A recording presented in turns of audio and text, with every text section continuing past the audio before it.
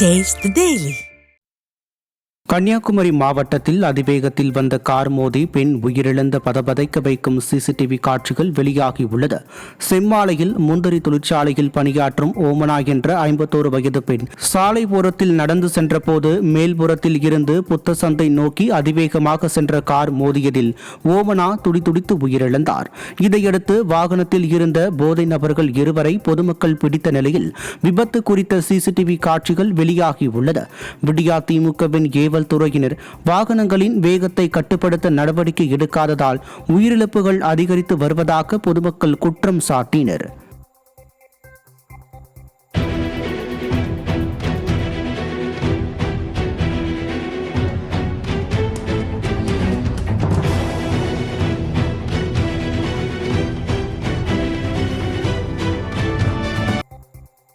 புதுக்கோட்டை அருகே 3 நாட்களாக மின்சாரம் இல்லாததை கண்டித்து பொதுமக்கள் சாலை மறியலில் ஈடுபட்டனர். ஸ்ரீராம் நகரில் கடந்த 3 தினங்களுக்கு முன்பு டிரான்ஸ்பார்மரில் பழுது ஏற்பட்டு மின்சாரம் தடைப்பட்டதில் குடியிருப்பு வாசிகள் கடும் பாதிப்படைந்தனர். தொடர்ந்து 3 நாட்களாக மின்சாரம் இல்லாத ஆத்திரத்தில் பொதுமக்கள் சாலை மறியலில் ஈடுபட்ட நிலையில் கடும் போக்குவரத்து பாதிப்பு ஏற்பட்டது. ஸ்டாலின் மாடல் அரசின் மின்வாரியம் மின்கட்டணை வசூலிப்பதில் காட்டும் கெடுபிடியை போல தடையில்லா மின்சாரம் வழங்குவது கவனம் செலுத்த வேண்டும் என பொதுமக்கள் கடுமையாக சாடினர்.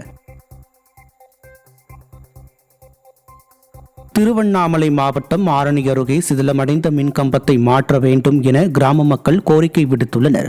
மாதுபுரியாந்தாங்கல் கிராமத்தில் மின்கம்பம் ஒன்று சேதமடைந்து இரும்பு கம்பிகள் வெளியே தெரிவதால் அதனை கடந்து செல்லும் மக்கள் அச்சமடைந்துள்ளனர். இதுகுறித்து மின்வாரிய அதிகாரிகளிடம் பலமுறை புகார் தெரிவித்தும் நடவடிக்கை எடுக்கவில்லை என்று குற்றச்சாட்டு எழுந்துள்ளது. திறனற்ற திமுக ஆட்சியில் மக்கள் நலனில் சிறிதும் அக்கறை இல்லாமல் மின்வாரியம் செயல்படுவதாக பொதுமக்கள் குற்றம் சாட்டியுள்ளனர்.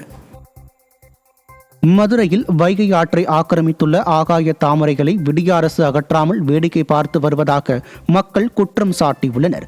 யானைக்கல் கீழ்ப்பாளம் பகுதியில் படர்ந்துள்ள ஆகாய தாமரைகளால் நீர் மாசுபாடு ஏற்படுவதோடு நீரோட்டமும் தடைபடுவதாக தெரிவிக்கப்பட்டுள்ளது.